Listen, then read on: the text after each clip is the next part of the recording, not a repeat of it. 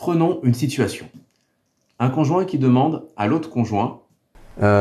Penses-tu pouvoir nettoyer le linge ce week-end? Le conjoint témoigne alors de son amour en formulant une requête à l'autre. Mais s'il l'interpelle en lui disant Franchement, si tu nettoies pas le linge prochainement, je pense que le bac, là, il va rompre sous le poids des vêtements, quoi. Regarde, c'est la jungle.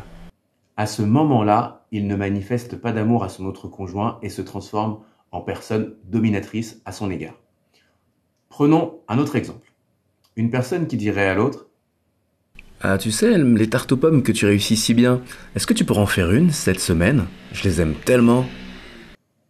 À ce moment-là, il lui indique comment l'aimer et se rapprocher de lui ou elle.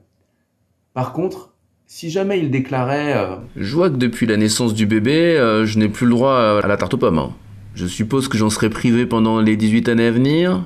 il cesse alors de se conduire en adulte pour adopter un comportement d'adolescent râleur, ce qui ne contribue pas à resserrer les liens conjugaux. Si vous posez une exigence, vous n'êtes plus un amant mais un tyran, car l'amour résulte toujours d'un choix. Le fait de savoir que mon conjoint m'aime suffisamment pour répondre favorablement à l'un de mes souhaits me fait comprendre qu'il ou elle prend soin de moi, me respecte, m'admire et tient à me faire plaisir.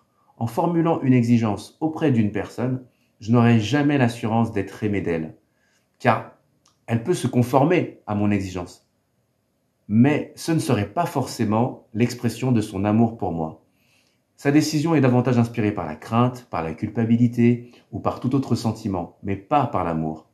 Ainsi, la requête adressée au conjoint lui offre la possibilité d'exprimer son amour alors que l'exigence étouffe cette possibilité.